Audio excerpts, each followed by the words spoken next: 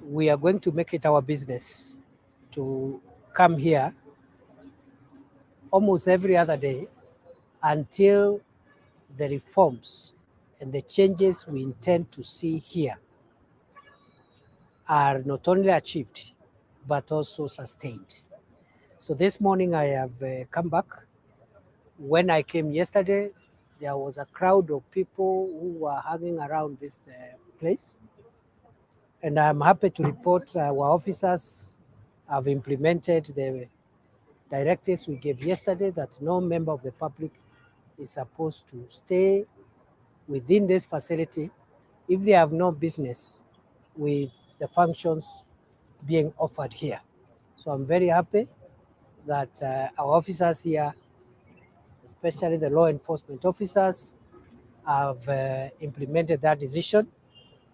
We have further directed that no cars will also be allowed to remain stationary around here, and the only cars that will be allowed around here are cars that are dropping off passengers, whether members of staff or even visitors who are coming to this building. And I explained the reason yesterday, that the process which is going on here is a sensitive process. It must continue, it must proceed in a safe environment. And other than that, I think inside here, as you can see, there is a lot of order. Every day is better than the previous day. I have witnessed much more order than I found here yesterday. Again, I thank our staff because they are the ones who are getting these matters achieved. So today it's a bit more orderly. The crowds are not as they were yesterday. And even the members of the public themselves have told me two things. One, they have told me that the queues that are here are moving. And you know that already gives them confidence that they are being attended to. So even if someone may stay here for an hour or two, at least they can see work is being done. It's only that perhaps it's not being done as much as good as we want to see. They have told me therefore that the queues are moving, and I have witnessed for myself the queues are moving. I have also received feedback from members of the public that our staff are very professional and courteous. They are speaking to them very courteously and very professionally. And for me, that is what I would like to hear every other day, not just here in Nyayo House. That is what I would want to hear about our officers across the country. That we treat the members of the public with respect and decorum. So I think so far so good. However, I think we still have work to do. We still have work to do because even the kind of queues we are seeing here, we intend to minimize the numbers of people that are here. So the reform journey continues. We'll be making other policy pronouncements in the coming days. And for me, I think this is now a place I'll be reporting almost every other day. Okay, so I'm here now. I'll be here much later, perhaps in the day. I'll be here every other day until We work together with my colleagues to ensure that this is a good place. In fact, now that the public perceptions about our services here have not been very good in the last few weeks, we have been challenged. All of us have been challenged. We want now to turn the story around. This place is going to be the most efficient service delivery point, not just in our ministry, but also we want to strive to be number one across the public sector. So we still have a journey to cover. We have not fully addressed the production issue.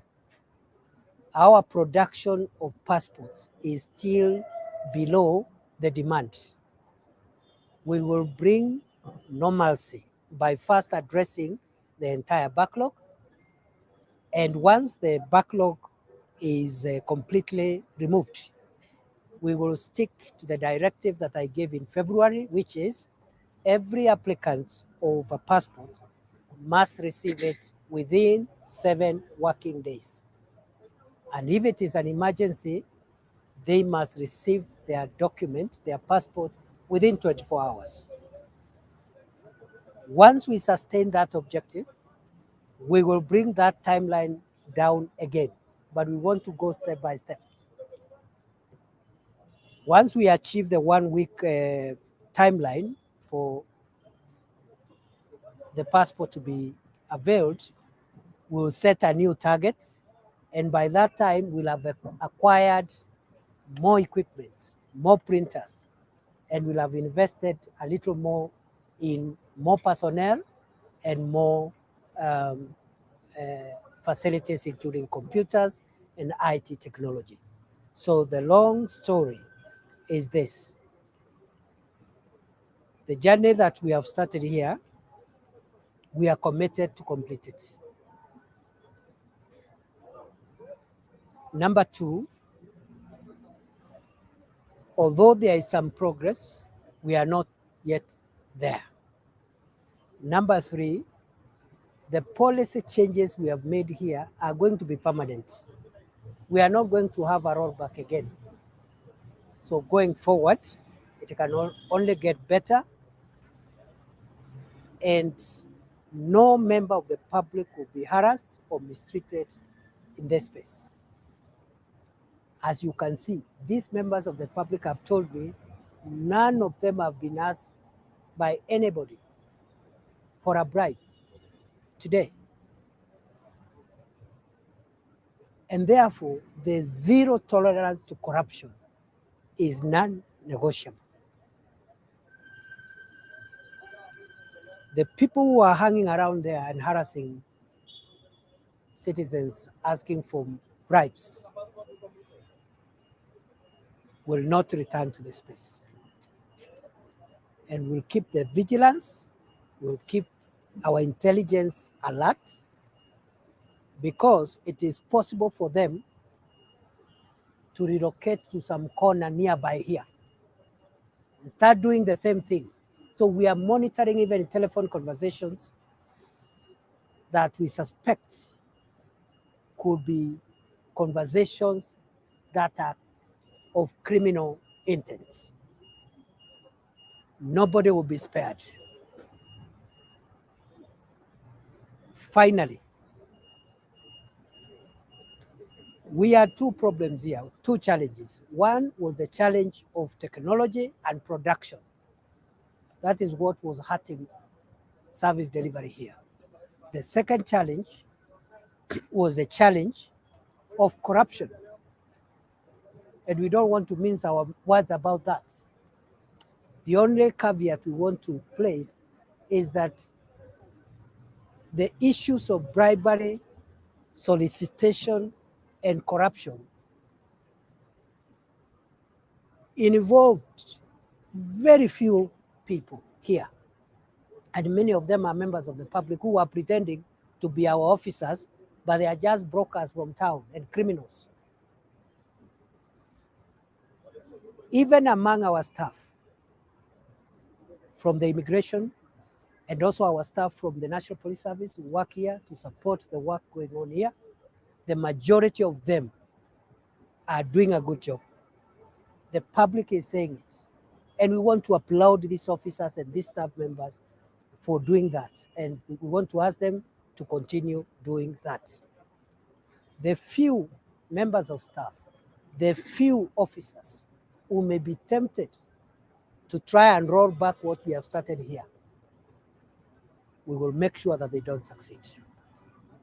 And the same energy, the same commitment, the same consistency we have employed in dealing with other long-standing security challenges, will apply the same energy, the same vigor in the fight against cartels and corrupt people who have been trying to use this space to frustrate the people of Kenya. Kwa hivyo hii sio kazi ya siku moja. We are going to have changes. Part of it is infrastructure. We are going to have very nice banking halls, well furnished, with very courteous staff. We are going to increase the number of immigration officers. We are going to increase the number of printers. We are going to increase the number of public relations staff, customer service staff. We are going to uniform even our immigration officers, and we are going even to improve on their capacity around public relations. Every public official should be a public relations officer of one kind or the other. They must treat the people of Kenya well, and I'm very happy to be associated with the good work that is being done here by my colleagues, and I will support them. I will intervene for them. I've already made some success, as I said yesterday, in the area of budget, because budget has been a big issue, and the other things that are outstanding, we will address them as we go along. So I think so far so good. You'll see me around again soon. In case you hear anything that we need to know, please let us know.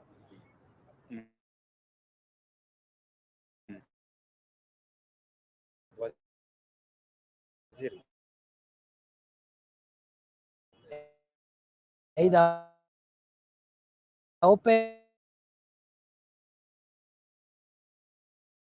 and probably is it different from the previous productions? we are still at the same pace. We are producing about 1,700 they not change is because we have two equipment. So the factors are standard. So until when we get the additional printers, we expect the pace to remain the same. Number two, we are at the final end of processing additional staff. The Public Service Commission is doing the final procedures of interviews and then deployment. So until we get additional staff members, most likely the production is going to be in the same level. And that's why we were estimating, going by the speed that we are at, 14 days from now, the backlog will be over. And going forward, we start now implementing the 7-day policy. And even in that policy, leave the room for emergencies, which should be not more than 24 hours.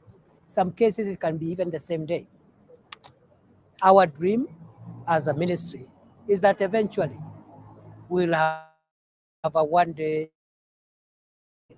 service for the people of Kenya. In 24 hours, you have your document. It is possible, it's not impossible, but I think we need to travel some journey before we get there. One last thing, and I think I've raised that with the members of the public here. The crooks who were soliciting money here and pretending to be police officers, pretending to be immigration officers, many of them, or some of them, were also pretending to be assisting the applicants. As a policy measure, there are only 3 categories of people who can be assisted in this space. The first one are children of tender years.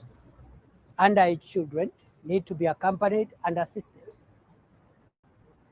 Not by a broker though, but by a member of staff, who could be a police officer, can be a customer relations officer, immigration officer. So a child can be accompanied by a parent, for example. Number two, a sick person can be accompanied by a relative. Number three, a person living with disabilities can be accompanied by a person. All other people will be assisted by our officers once they are in this space. So nobody should come and pretend here they are providing assistance to any person. Our officers will assist everyone. We have even made, just this morning, we just consulted with my colleagues here and we made even some adjustments going forward. We are going to create a special counter for lactating mothers, mothers with infants, as well as expectant mothers. Because you cannot have in a queue a mother who is breastfeeding or a mother who has a 1-year-old who is in a queue where adults are, even for purposes of public health. So we are making so many changes. And for me, I'm happy. So far, so good. But we will not drop our guard. We will sustain this until it is okay. Until the public themselves tell us it is okay. That's when now I can spend a week without passing by here, because we have other things also in the field to do. But for now, I'm a permanent feature here until things are in order, so that I can also support my colleagues here, and some of the things that are outstanding can be done, especially the new equipment, new personnel and things like those. Kuna swali ya mwisho? Na swali la mwisho. Yes. Si la mwisho, tutakuwa na laki. Okay, Swali langu uweke both of you can ask. uweke bayana. Jina langu Ben kutoka Citizen TV. Uweke bayana swala la vile visa vya dharura.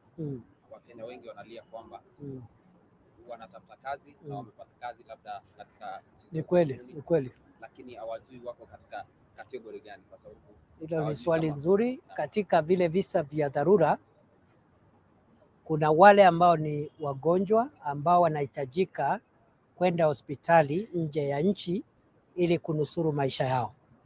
Hicho ni kiwango kimoja cha wale ambao ni tunachukua kama ni dharura. Cha pili, kiwango chingine ni wale ambao ni wanafunzi wamepata nafasi za kwenda ughaibuni katika masomo ya ziada, na tunachukua hiyo kuwa ni jambo la dharura kwa sababu kuna tarehe ambapo chuo ama ile shule inafunguliwa na lazima wafike. Wasipofika watapoteza ile nafasi. Jambo la tatu ni hilo umesema, nafasi ya kazi. Kama Mkenya ako na barua, amepata kazi, itakuwa ni hasara kwetu kama taifa kama kukosa cheti kutagharimu huyo Mkenya kupoteza ile nafasi. Serikali inafanya juhudi kutafuta nafasi za kazi kwa wale ambao itawezekana kupata kazi hapa nchini, lakini vilevile sera ya hii serikali ni kuwa na diaspora community, ama kuwa na Wakenya wengi ambao wamepata kazi katika nchi zingine kuchukua zile nafasi, ili tukijumuisha na wale wamepata nafasi hapa, tuwe na nafasi kwa watu wengi wa taifa letu. So I want to make it clear that among cases that we consider urgent and emergency cases, Kenyans who can show that they have a job contract and that job contract has a reporting date, we will put them where we have put students who are reporting to colleges abroad, and where we have put patients who are going for medical treatments. Also public servants who are traveling, or so forth and so on, and they don't have passports or they want to renew passports, that's also an emergency. And we want to leave that discretion to our immigration people. I can say, we are all here. The immigration people, they know what constitutes an emergency. But as I said yesterday, in all those classes of emergency, paying a bribe cannot be a basis of giving somebody priority acquisition of a passport. Because that was one of the problems with the Kenyans. They were saying, we understand the machines are broken, we understand the printers are not enough, but why is it that the person who pays some money to some crook will have the passport printed? What has changed? Because if the printer is broken, it's broken. So paying a bribe cannot create priority for anyone to acquire passports. Na unajua mimi najua Wakenya, kuna wale bado wanafikiria hii ni sarakasi tu, ni mambo kidogo kidogo ya PR, hii kitu itaisha, tutarudi ile maisha tumezoea. Mimi nataka kuapa mbele yenu na mbele ya Wakenya, hakuna mtu atachukua hongo hapa tena. It is over. Nobody will come and do that monkey business here again. So these are permanent changes, and very soon, in a year, in 2 years, these departments will be rated the best departments across the country. And finally, this is not a Nyayo House affair only. We have immigration offices in Mombasa, in Kisumu, in Nakuru, in Embu, and we are reopening the immigration office in Garissa. The same operation that we are doing here, we will extend it in those offices there. Because kuna wakora sasa, wakifukuzwa Nyayo, ni kama tu wale magaidi, wale bandits. Sasa wakifurushwa hapa, wanahamia Mombasa huko kufanya biashara ya kutafuta hongo na kusumbua wananchi. Tutafuata hao kule Embu, kule Garissa, Nakuru, Eldoret, Kisumu. They have nowhere to hide. It is over. Hiyo biashara mwisho umefika, so they have to look for another business. So mimi nawashukuru. Thank you very much. Next time mkisikia niko hapa, you don't need to come. Because kwa sababu nimekuja tu kazini, ni kazi tu ya kawaida. Yes. Would you give us a timeline that Yes. you expect the backlog to be cleared? I said yesterday, 14 days from yesterday, based on hoping that again we don't have a breakdown or something. As economists say, all factors remaining constant. The reason why I cannot, beyond that, make any commitment is because I am waiting for the fresh additional equipment, which again will sit down and I'll get advice on our capacity. Then I can make the pronouncement from there, how many we can do per day, and how does the new equipment and new personnel help us to reduce the timelines further. But I am persuaded from mid this month, or perhaps at the very latest end this month, we will now start the 7-day production timeline. And then we will give it like another 6 months and try to reduce it further like that, until hopefully in the near future, we have a 24-hour service for all passports of whatever type. Asanteni sana, Mungu awabariki. By the yesterday we expecting more. Bado tunawatafuta.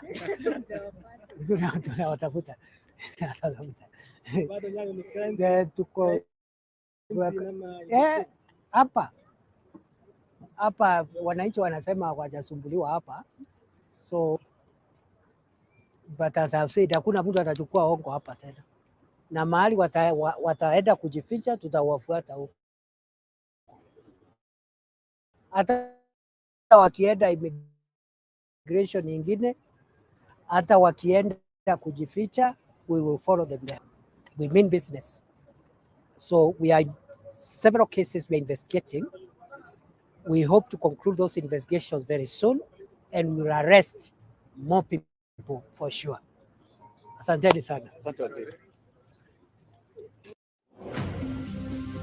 Serikali hii ambayo imeongozwa na Mheshimiwa Rais William Ruto ndiyo itakuwa serikali ya kumaliza kutoka Kenya hii shida na aibu ya uhalifu na kutojali sheria. We have to work hard so that we can justify the faith, the commitment, the sacrifice you have made to make us who we are. I am really, Your Excellency, very impressed by the Kindiki style of management. Akiamua ni hapa, hata kama ikuta